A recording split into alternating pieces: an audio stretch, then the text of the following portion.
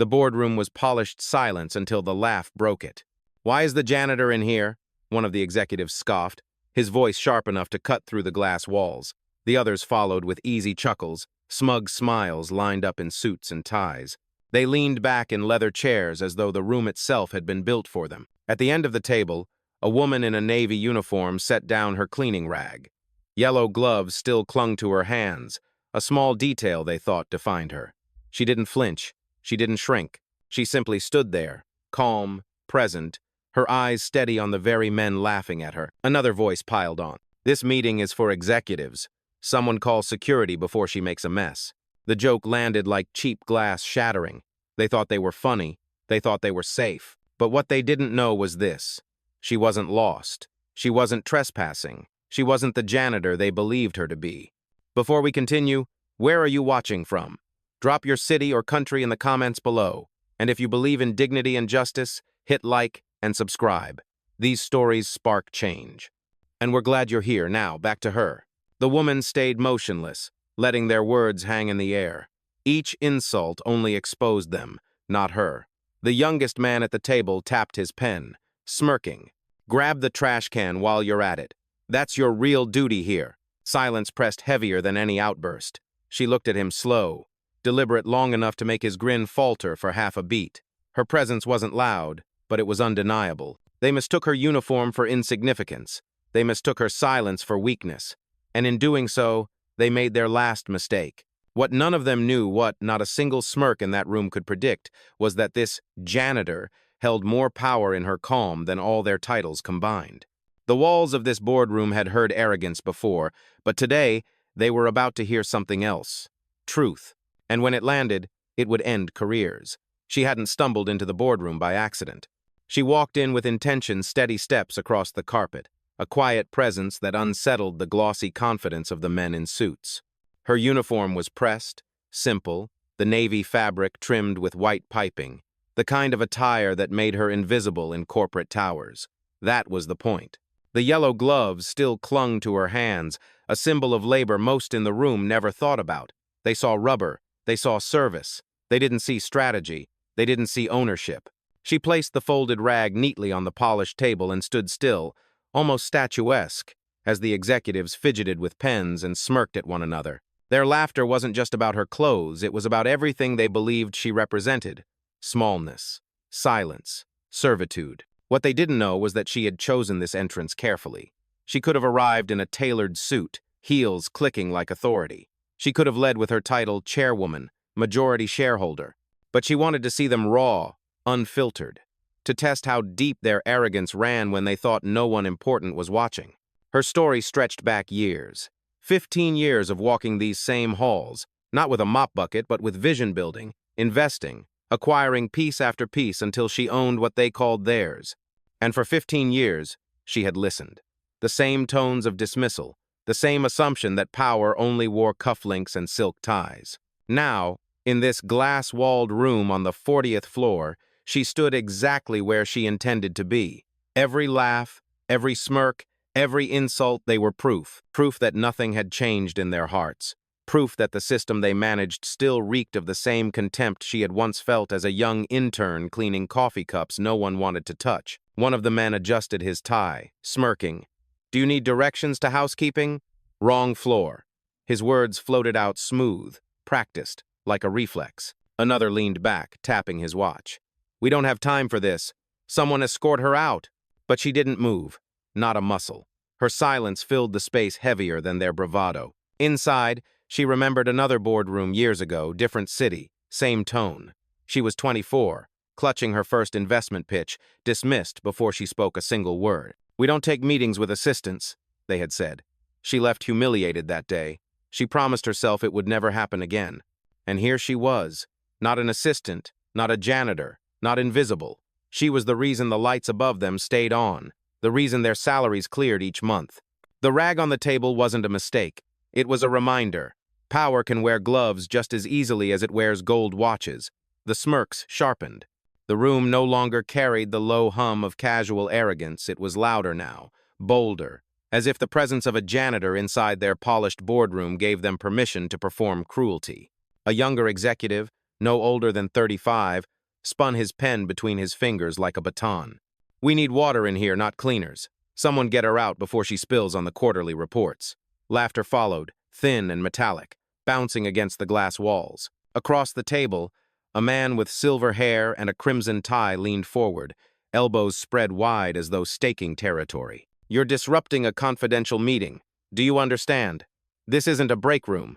This is where decisions are made, not where floors get scrubbed." His voice dropped, sharp as gravel. "Leave." She didn't. The silence that followed was deliberate, heavy. Her stillness was like a mirror, forcing them to see themselves in it. For a split second, one or two faltered, but bravado rushed back in. "Security!" The crimson-tied man barked toward the door. "Now!" One of the junior assistants at the corner desk froze, eyes darting between the woman in uniform and the cluster of executives. His hand hovered near the phone. The hesitation was small but noticeable. "You heard me," another snapped, tapping the table with impatient fingers. "Call them. This ends now." The assistant swallowed hard, but his hand didn't move. His phone stayed on the desk, screen dim, untouched. The woman in uniform adjusted her gloves slowly, the faint squeak of rubber against rubber cutting through their impatience. She didn't speak, but her calm made their urgency seem childish. One of them laughed again, too loud this time, like a man trying to prove he wasn't rattled. "This is pathetic. We're wasting time on someone who doesn't even belong in the building." "Exactly," another chimed in. 15 minutes to the quarterly call, and we're babysitting staff who wandered upstairs." He jabbed his finger toward her. "Pack up your rag and leave." Still, she didn't move. The youngest of the group leaned forward, smirk curling, words dripping like venom. "Or maybe she thinks she's undercover, here to spy on the real decision-makers?" He chuckled at his own joke. But the assistant in the corner shifted uncomfortably. His gaze lingered on her longer than the rest. Something about the way she stood silent, unyielding, didn't look like someone lost. It looked like someone waiting. The executives didn't see it. They were too busy talking over one another, voices rising, arrogance doubling. The air in the room had changed. What began as a laugh was now escalating into something harsher, mockery sharpened into hostility, authority flexed like a weapon. The order to summon security still hung unanswered. The assistant's phone remained untouched. And in that fragile pause, the balance of power, though invisible, began to shift. The room was loud, but she was still. Their words crashed like waves against a seawall, and she stood unmoved. She didn't argue. She didn't plead. She didn't defend herself. Instead, she simply placed one gloved hand on the back of a leather chair and straightened her posture. The movement was small, but it rippled. For the first time, some of the executives noticed the steadiness in her shoulders, the way her gaze didn't flicker like someone cornered, but anchored like someone in command. "Are you deaf?" the crimson-tied man demanded, voice grating. "I said get out." Her eyes shifted toward him, slow and deliberate, not hostile, not submissive, just calm, so calm it unnerved him. She removed one glove, finger by finger, folding it with surgical precision before setting it neatly atop the rag she'd left on the table earlier. The room stilled for a fraction of a second, unsure whether this act was defiance or mere ritual. "Don't just stand there," another executive snapped. "Say something. Explain yourself." His impatience was a mask for unease, but she didn't. Her silence was louder than any protest could have been. The youngest man with the spinning pen leaned back, forcing a laugh that didn't land. "She thinks she's clever, playing mute, maybe hoping to guilt us." He twirled the pen again, faster this time, betraying his nerves. From the corner, the assistant who had hesitated before found himself staring. He recognized the look not of fear, but of someone letting the storm crash first. His hand drifted away from the phone. Something in him whispered, "Wait." Her gaze swept the table, unhurried. Each pair of eyes she met fell away too quickly, as though contact burned. She didn't have to speak to say, "I see you, all of you." It reminded her of another time. 20 years ago, standing in a bank line while a teller scrutinized her check like contraband. She had stayed quiet then, too, even as whispers circled behind her. That silence had become her armor, her sharpest weapon. Words could be twisted. Silence could not. Back in the boardroom, the executives mistook that stillness for weakness. They thought the quiet proved their power. They didn't realize it was measuring them, recording them, letting them reveal themselves unguarded. "Enough of this," the silver-haired man barked, slamming his palm against the table. "If she won't move, I'll drag her out myself." He half rose from his chair, but something in her unblinking stare stopped him mid-motion. His jaw clenched, and he sank back down, pretending it was his decision. The room's arrogance was shifting into irritation, but her calm, it was relentless. Like gravity, it didn't need to announce itself. It simply existed, undeniable, and in that unshaken calm, she planted the seed of doubt. For the first time, the laughter faltered. For the first time, the room realized maybe she wasn't here by mistake. In the corner of the boardroom, almost forgotten, the youngest person in the room shifted in his seat. He wasn't in a suit like the rest, just a pressed shirt, sleeves rolled too long, collar slightly askew, the uniform of an intern, not a decision-maker. He had spent the last month bringing coffee, making copies, and pretending to be invisible. That's what interns were supposed to be seen only when needed. But today, invisibility wasn't an option. His eyes darted between the executives, their smirks curling sharper with every second, and the woman in uniform who hadn't said a word. Something about her silence struck him. It wasn't fear, it was control. Instinctively, he slipped his phone out beneath the table. The screen glowed faintly, camera icon waiting. His thumb hovered. Should he? Recording a board meeting without permission could cost him everything. But letting this moment vanish into silence felt worse. He pressed record. The red dot blinked alive. Across the table, the silver-haired executive caught the faint movement. "What are you doing back there?" His voice cracked like a whip. The intern jolted, hiding the phone halfway under a notepad. "Nothing, sir," he stammered. The executive's eyes narrowed but moved on, too focused on the janitor still standing at the head of the table. The intern exhaled quietly, his phone still running. In his gut, he knew this was bigger than a trespasser in uniform. He had watched the same executives dismiss him too, rolling their eyes when he offered input, laughing when he stumbled on his first presentation slide. He knew that tone, that arrogance. But this time, it wasn't directed at him. It was directed at her. And something about the way she stood there anchored, unmoved, made him believe she wasn't just a woman in gloves. A whisper escaped his lips, almost too soft to hear. "This doesn't feel right." The words weren't meant for anyone, but they carried across the room anyway. One of the executives snapped his head around. "What was that?" The intern froze, cheeks burning. "I said, it doesn't feel right," he repeated, voice steadier this time. His phone stayed hidden, but the weight of truth in his words was already louder than the recording. The executive scoffed, dismissing him with a wave. "Stay in your lane, kid. You don't know what this is." But the woman turned her head slow, deliberate, and locked eyes with him. For the first time, her calm gaze softened, acknowledging him. Just a flicker, but enough to let him know. "You're not wrong. Keep watching." The intern swallowed hard and sat straighter. His phone kept rolling. And in that quiet act of witness, the balance in the room shifted again. The executives thought they were untouchable. They didn't realize the story had already begun escaping the walls they controlled. The laughter thinned into something harsher. What had started as jokes was hardening into open hostility. The silver-haired executive leaned forward, palms pressed flat on the table, veins straining. "This is over. You don't belong here. This is a secure meeting, and your presence is a violation of protocol." His words snapped through the air like a verdict. Another executive, younger but sharper-tongued, chimed in, his eyes gleaming with contempt. "I don't care if you wandered in by mistake or if housekeeping sent you up here. You are not one of us. This space is for leadership. You don't qualify." The intern in the corner gripped his phone tighter, the red recording dot still blinking. He wanted to say something again, but the woman's calm eyes earlier had told him, "Wait." One of the men tossed a stack of papers toward her, the sheets scattering like feathers across the polished floor. "There, pick that up. At least make yourself useful before security drags you out." No one laughed this time. The cruelty had sharpened too far.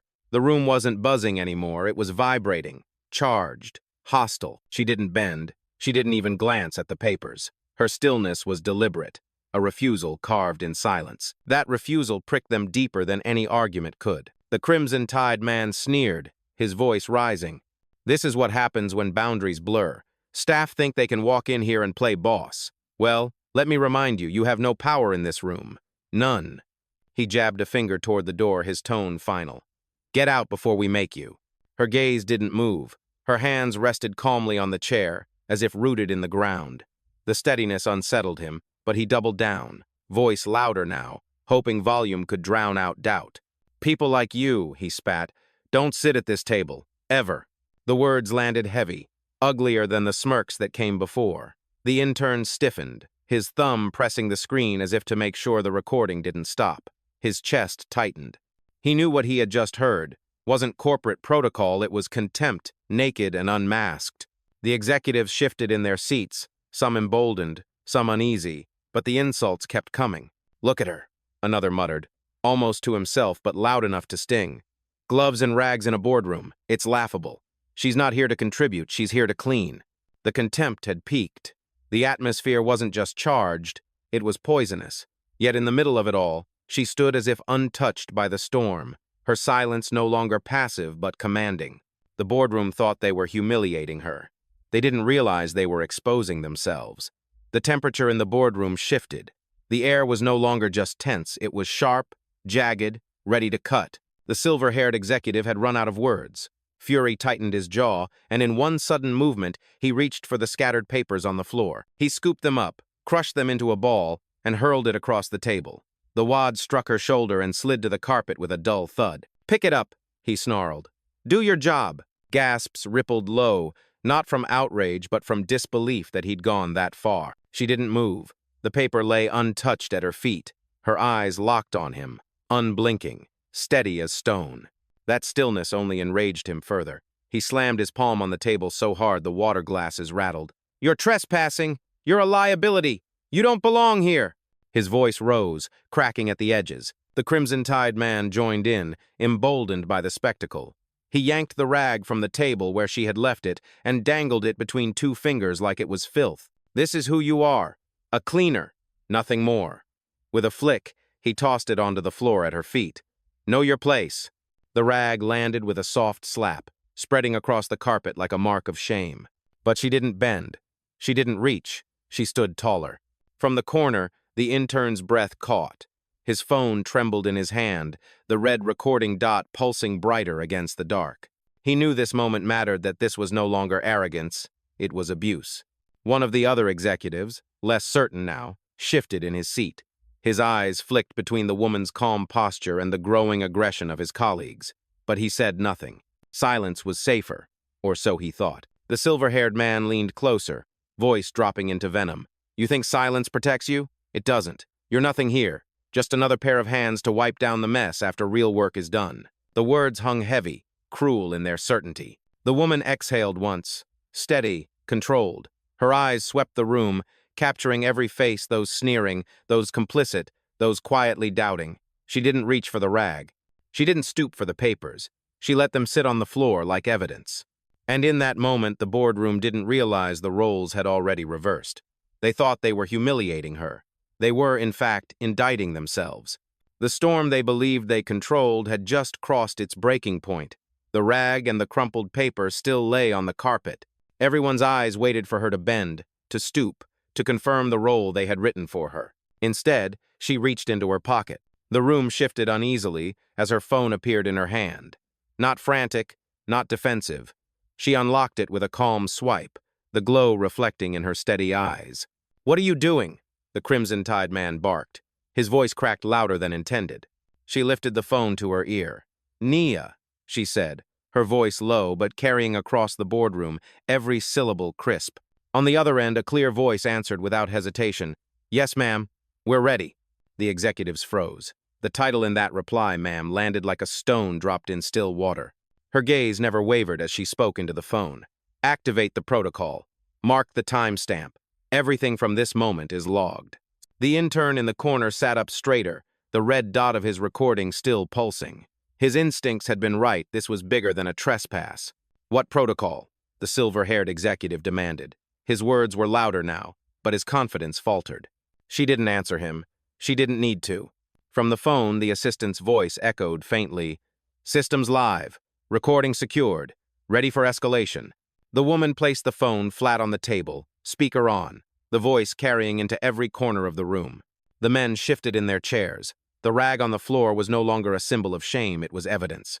The words they had spoken, the insults they had hurled, the venom they had revealed, it was all now preserved, logged, undeniable. Her silence had been her shield. Now her calm voice was the blade. "Who do you think you are?" The crimson tie snapped, trying to reclaim authority. But even as he spoke, his tone trembled. She finally answered, her voice steady, deliberate. "The one who decides if you're still in those seats tomorrow." A chill swept the room. For the first time, not one of them laughed. The intern's phone kept recording. His heart raced, but his hands were steady. He knew history was turning in front of him, and the executives, who once believed themselves untouchable, suddenly realized the ground beneath them wasn't theirs at all. The boardroom had gone quiet. The rag on the floor, the papers strewn like debris, the smirks that once filled the air, all of it felt suddenly flimsy, like a stage set about to collapse. She reached down, not for the rag, not for the papers, but for the glove she had folded earlier. With measured calm, she placed it back into her pocket, then straightened her spine until the posture itself spoke louder than words. "You want to know who I am?" she said at last. Her voice was level, deliberate, slicing through the silence like glass. The silver-haired executive leaned back, uneasy. "Yes, explain yourself." Her eyes swept the table. One by one, she pinned them with her gaze. "I am not the janitor." A scoff broke out from the crimson-tied man. "We figured that much you're trespassing. What's your angle? Extortion?" She didn't blink. "I'm the owner of this company." The words detonated in the air. No yelling, no theatrics, just calm, undeniable truth. The intern nearly dropped his phone, the recording swaying as he gasped. His whisper slipped out. "I knew it." The executives didn't. Their faces flickered in disbelief, smirks erased, jaws slack, eyes wide. For the first time, the room looked small compared to her presence. "That's impossible," one muttered. "The owner, she doesn't exist. She's anonymous." "Anonymous," she repeated, a faint edge in her tone. "Not absent." The crimson tie tried to laugh, but it cracked in his throat. "You expect us to believe—" Her phone buzzed on the table. A voiceover speaker confirmed, "Majority shareholder verification complete. Miss Carter, your presence is logged. All board access updated." The room sank under the weight of those words. Their system itself had just bowed to her authority. She leaned forward slightly, hands flat on the table, every inch of her claiming the ground they thought was theirs. "For 15 years, I let you believe I was small. I let you believe my silence was submission. I let you laugh, mock, dismiss. But today, the truth sits in front of you, and you will not laugh again." No one moved. No one dared. The intern's camera caught everything, the disbelief, the unraveling, the dawning horror on each executive's face. And in that frozen moment, the balance of power shifted forever. The janitor they had mocked now stood revealed as the architect of their futures. The boardroom felt colder, though the air hadn't changed. What shifted was the faces once smug, now drained of color. The silver-haired executive who had thrown the papers sat rigid, his hands trembling on the tabletop. His mouth opened, then closed, no words forming. The crimson-tied man who had tossed the rag fumbled with his cufflinks, eyes darting anywhere but at her. His voice, once booming, was reduced to silence. One by one, the others shrank into their chairs. The weight of their arrogance had evaporated, leaving only the naked fear of men who realized they had mocked the very person who could end their careers with a sentence. The intern's camera captured everything. The recording showed executives, men who once towered with confidence, now folding inward like paper in rain. His hand shook, but not from fear, from adrenaline. He knew the footage he held wasn't just documentation. It was history in real time. Is this real?" One of the younger directors stammered, his voice cracking. He looked around for validation, but no one answered. No ally, no laugh, no shield. Another whispered, barely audible, "She's the majority shareholder." The words spread through the room like a contagion, whispered again, echoed, until it became undeniable truth. The crimson tie tried once more, voice thin. This must be some kind of trick, some kind of game." Her eyes cut to him, steady, merciless. "Games end. Consequences do not." The silence that followed was heavy enough to suffocate. In the corner, the intern's phone slipped lower, catching glimpses of faces in panic, sweat on brows, clenched jaws, eyes wide like children caught in a lie. A knock at the glass wall startled them all. It was a secretary, peering in, confused by the tension. Behind her, a cluster of staff passing through the hallway had paused, drawn by the commotion. Their eyes widened as they caught fragments of the scene, executives pale, a woman in uniform standing tall at the head of the table. Whispers rippled outside. "Is that her? She's the owner?" One of the staff pressed a hand to her mouth, then nodded vigorously. "I saw her name in the system executive override." The sound carried into the room, and with it, the humiliation deepened. Not only had the truth been revealed, but it was spreading beyond these walls. The silver-haired executive buried his face in his hands. The crimson tie sank into his chair, collar tight around his throat.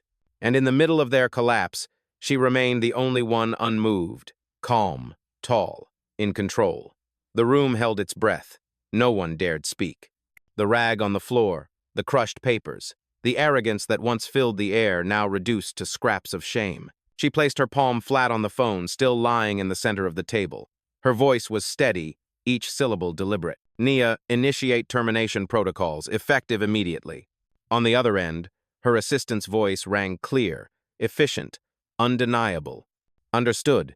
Confirm names?"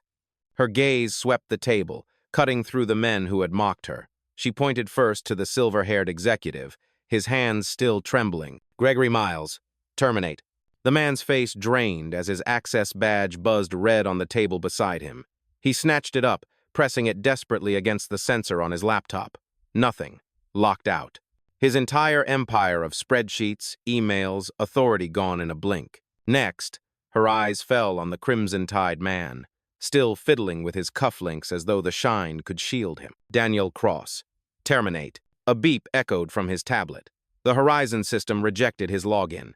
His chair creaked as he slumped back, cufflinks clinking against the wood. One by one, names were spoken, and one by one, the locks fell. Digital walls closed in. Authority evaporated. Access revoked in real time. The intern's phone caught every flicker of panic. Each red light was a verdict. Each frozen screen was a sentence. Finally, she leaned closer to the speakerphone. "Log today's incident. Preserve all audio and visual. Forward to legal for audit. Mark this as precedent." "Confirmed," Nia replied. "Protocols complete. Terminations logged." The silence afterward was thicker than any shouting could have been. The men who had laughed minutes earlier now sat hollow, stripped of titles, stripped of power. They had mocked a janitor. She had erased them with a sentence. "You said I had no place here," she told them, her voice steady, not cruel. "Now it's you who don't belong. Security will escort you out." As if on cue, the door opened. Two members of corporate security stepped inside, confusion flashing into recognition as they saw her standing at the head of the table. They didn't question. They simply moved toward the trembling executives. The rag still lay on the floor, untouched, and for the first time, no one dared ask her to pick it up. The boardroom emptied of sound except for the shuffle of security escorting the fallen men away. Their expensive shoes scuffed against the carpet, no longer strides of power but the stumbles of defeat. Not one dared to look back at her. The intern's phone kept rolling, capturing it all. The badges gone dead, the shoulders hunched, the empire dismantled in minutes. Outside the glass wall, staff pressed closer, whispering, recording on their own devices. The story was no longer contained, it was spreading. She waited until the door closed behind the last man. Then she lifted the rag from the floor, not to obey, not to submit, but to place it deliberately on the center of the polished table. A symbol returned, stripped of their insult, transformed into her reminder. Her voice cut through the silence, low, unwavering.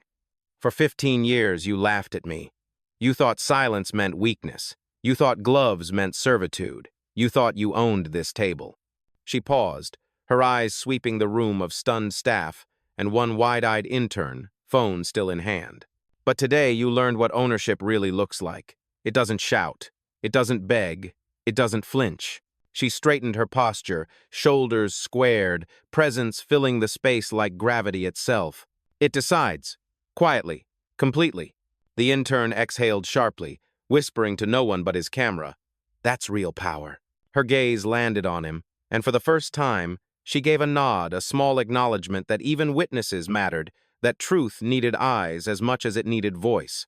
She picked up her phone, tapped the screen, and ended the call with her assistant. The line went silent, but her authority still rang in the air. Turning back to the staff who stood at the glass wall, she spoke one final line, not to the executives who were gone, but to everyone else who had ever been underestimated. "I don't need to raise my voice," she said, her tone steady, final, "because I am the result you never saw coming." The words landed heavy, a gavel closing the session. The room didn't cheer. It didn't need to. The silence itself was victory, the kind that reverberates longer than applause. And as the cameras captured her calm figure standing at the head of the table, gloves tucked neatly in her pocket, the world beyond that glass knew one truth. Dignity had spoken, and justice had answered.